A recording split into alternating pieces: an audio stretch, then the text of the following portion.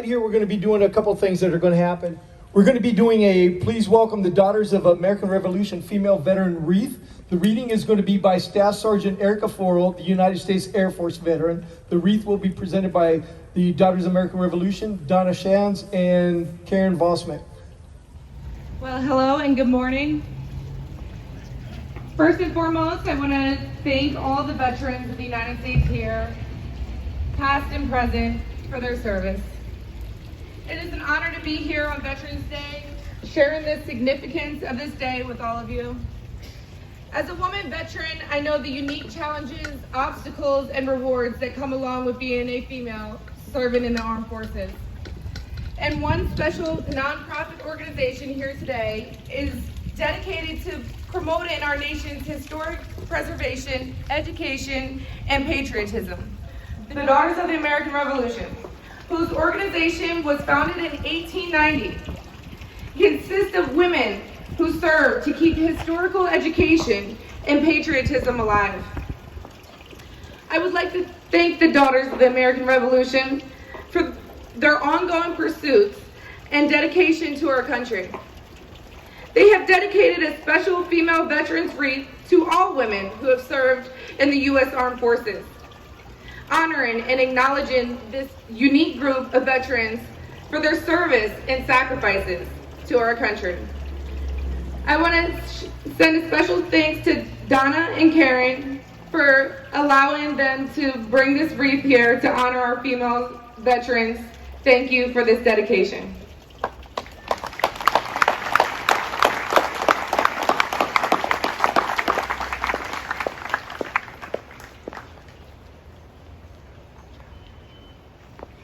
We're going to be doing a continuation of the Wreath Ceremony for the POW MIA Wreath and the All Veterans Wreath.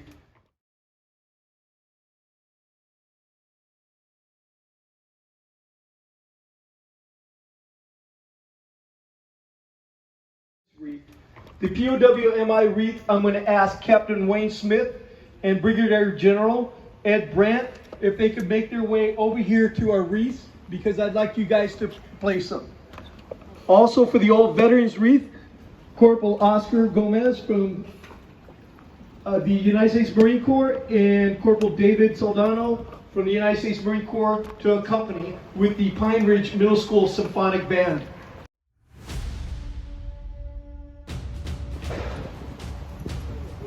You guys can follow right away.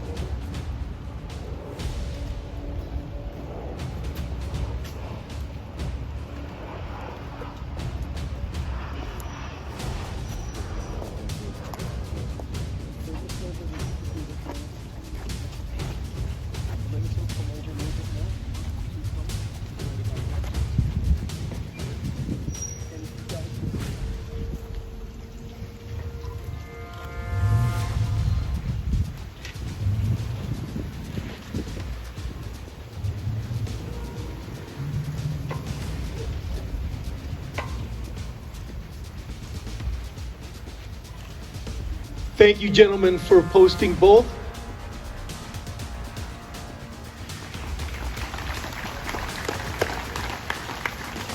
Wayne, could you just hang out right here with me for 1 second? I'm right behind you, brother. Right behind you. Just hang out right here for 1 second.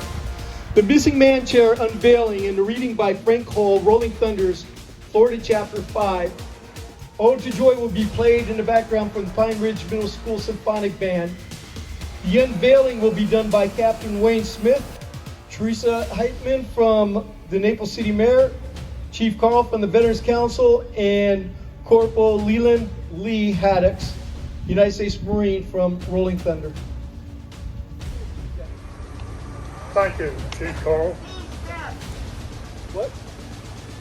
This year, Rolling Thunder, Chapter 5, Florida, has embarked on a new program for our chapter. Even though the POW MIA Chair of Honor is new to our chapter, has been a valuable part of Rolling Thunder chapters nationwide for about 10 years. The significance and meaning of the Chair of Honor, it's a symbol of hope that one day our POW MIAs will return home to the rightful place, their mission complete.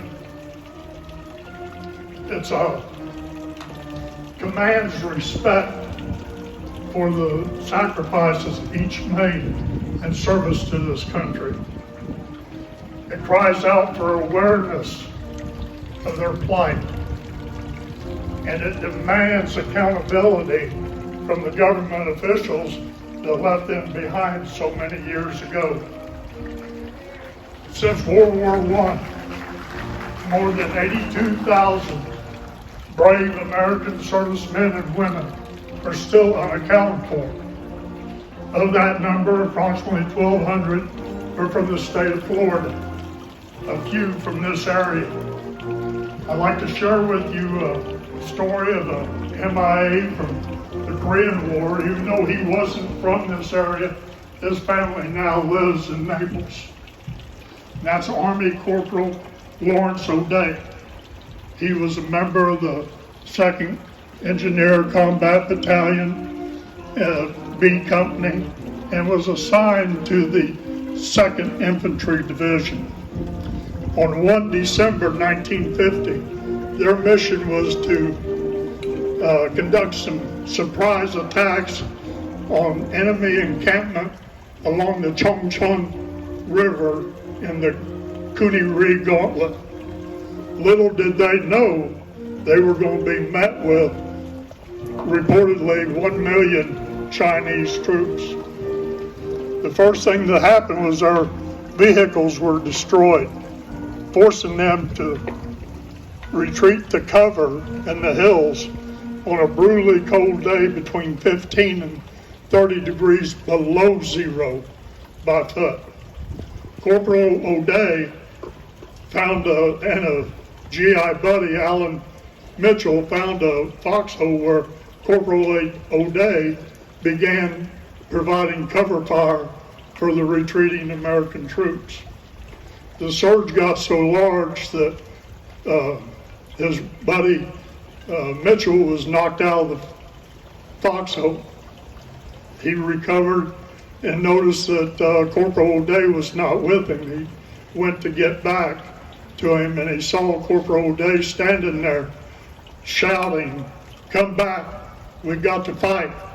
We got to get these guys." Shortly after that, Mitchell saw a mortar round hit close to that position. That was the last time anybody saw the 18-year-old corporal alive.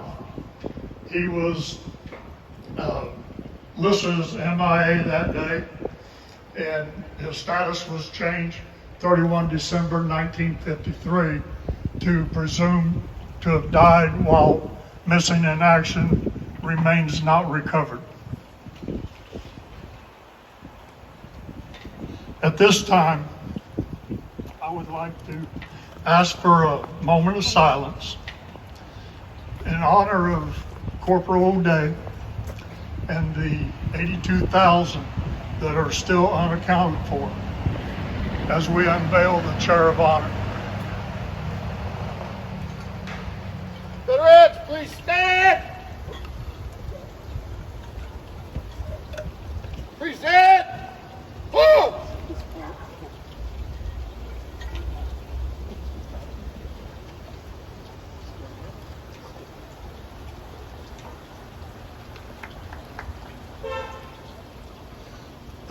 This unoccupied seat is dedicated to the memory of those brave American servicemen and women and to the sacrifices each made in service to this country.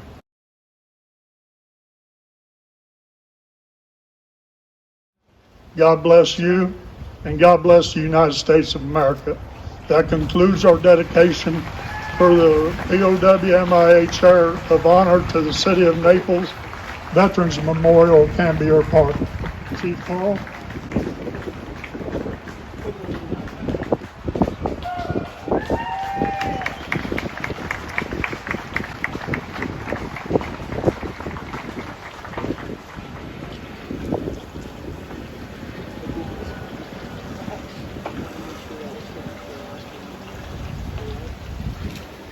This man did what no other man in this whole area has done before, and he made it home. So let's all say, welcome home, Wayne. Now, welcome home. Thank you. Thank you. Thank you. Sing us a song, Wayne.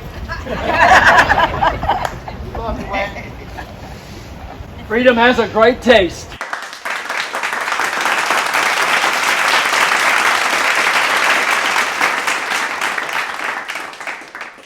Is it Ken Tutman? If you could come up here and read us why veterans stand for the U.S. flag. Somebody tell him that he's Miss Steve Smith.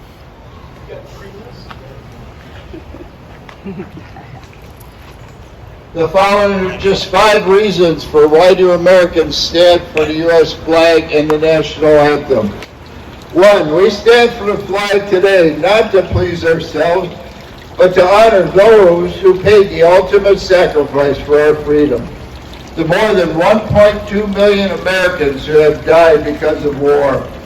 We stand for soldiers who initially inspired our national anthem, such as William Williams, a runaway slave who later died after having his leg blown off as part of the 38th U.S. Infantry at the Battle of Fort McHenry. I believe every American, when the national anthem is played, should cover their hearts and think about all the men and women who have been maimed and killed. Every American should stand and think for 3 lousy minutes. 2, we stand for the flag not to focus on what divides us, but on what unites us, which is being an American. The name of America, which belongs to every U.S. citizen, must always exalt the just pride of patriotism more than any appellation derived from local discriminations. With slight shades of difference, we have the same religion, manners, habits, and political principles. More than being a Steelers fan or a Rams fan, the name American deserves their highest respect and pride. Standing for the flag and anthem at a sports game or other public gatherings symbolically shows that we are all Americans, no matter our race or religion, no matter our preferred sports team, and no matter our political differences. Standing is the ultimate salute to sportsmanship. 3, we stand for the flag not to pledge allegiance to a president, but to honor the reality that we have elected president and not a lifetime king. By standing, we honor the fact that our country has 45 presidents. Our flag reflects our system of government divided by 50 states, the stars on the flag, but united under a federal government. 4, we stand not because of past or present pain caused by injustice, but to salute the principle of justice. This is one of 3 definitions for the color blue that Congress gave us in 1782. The colors of those in the flag of the United States of America. White signifies purity and innocence. Red signifies hardiness and valor. And blue signifies vigilance, perseverance, and justice. Patriotism is not pride in the pain of our nation's past. Rather, patriotism is pride in the principles that paved the way for change, whether that change was trading royalty for a representation in 1776 or exchanging enslavement for emancipation in 1863. 5, we stand for the flag not for our generation, but to set an example for the next generation.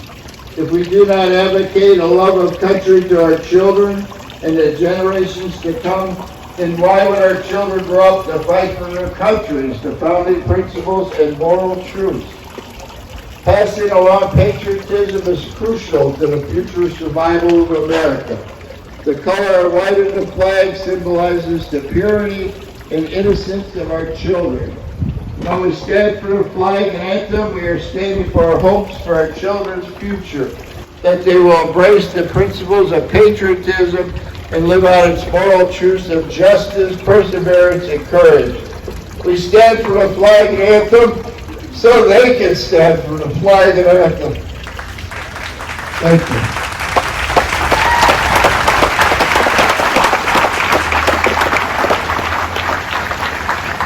Very well said, sir.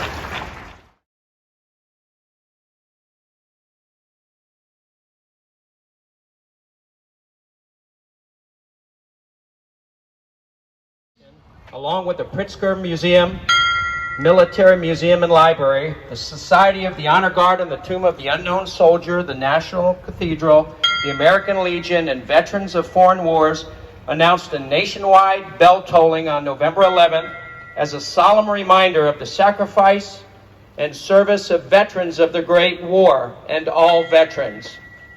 More than 4 million American families sent their sons and daughters to serve in uniform during the Great War.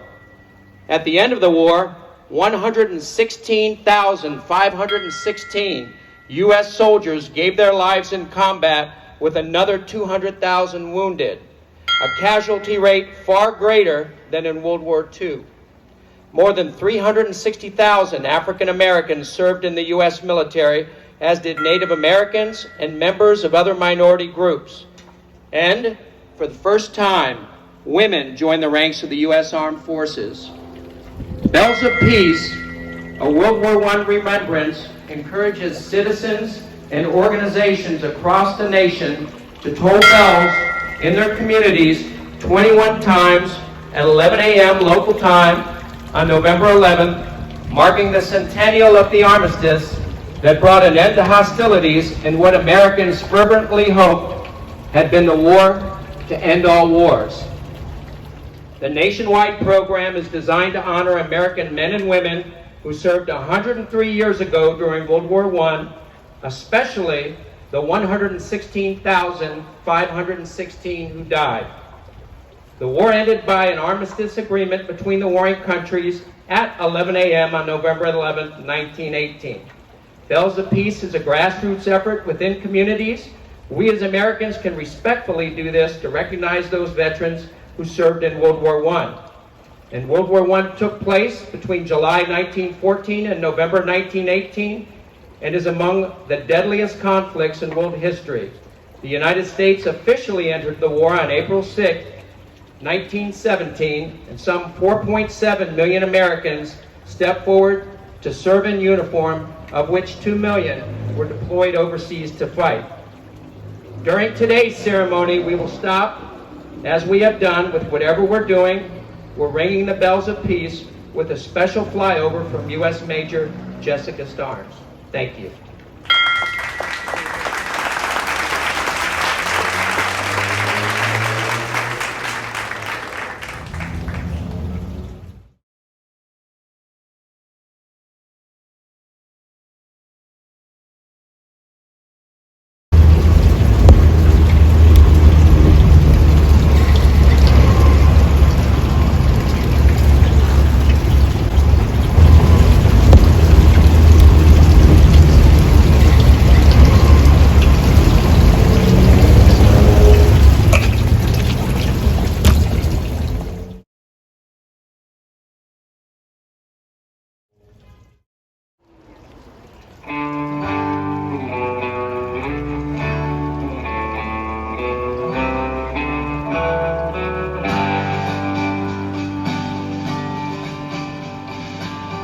Young man in uniform, coming home from a foreign war, never really knowing why, or what he was fighting for, just standing up for freedom and his country on a cold and distant shore.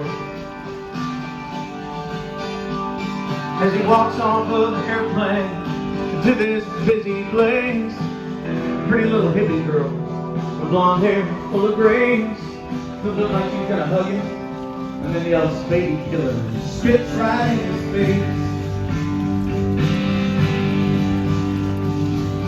That's the story my daddy tells, but his return from Vietnam. No ticker tape parades, no welcome home or shaking hands. Just shamed and forgotten by his country, like no one gave a damn. But even as a young boy, I knew that was wrong. were just trying to get along. And it's about time someone spoke up for them all, gave them all a song. They are heroes among us. They're people you may know. They heard the call of freedom and they chose to go. Yes, they are heroes among us. With faces old and new, they laid down their lives for me and you. So wherever you may see them, wherever you may roam, it's time that we said thank you for your service and welcome home. A father and a mother, a husband and a wife, brothers, sisters, sons and daughters, all with families and lives. But they all put on that uniform and make that sacrifice. Wherever there is trouble that threatens liberty, whether right here in our neighborhood or far across the sea, you can bet they're right there giving all they've got to fight to keep us free. 'Cause they are heroes among us. They're people you may know. They heard the call of freedom and they chose to go. Yes, they are heroes among us. With spirits tried and true, they laid down their lives for me and you. So wherever you may see them, wherever you may roam, it's time that we say thank you for your service. Welcome home. Now I know that we salute them on Memorial and Veterans Days. I see them when they're marching in the 4th of July parade. But you know there's 362 other days in the year for our thanks to be displayed.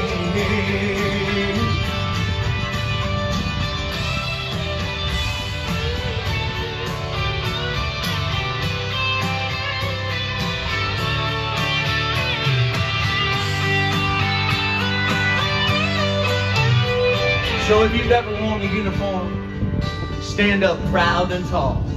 We're glad that you were there when our backs were against the wall. And we want you to know we salute you.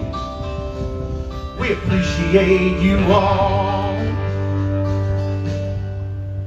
'Cause you are heroes among us. And now you know we know that you heard the call of freedom and you chose to go. Yes, you are heroes among us. For red, white, and blue, you laid down your life just doing what you do. So wherever we may see you, wherever you may roam, it's time that we say thank you for your service and welcome home. Welcome home. We thank God for you. Welcome home.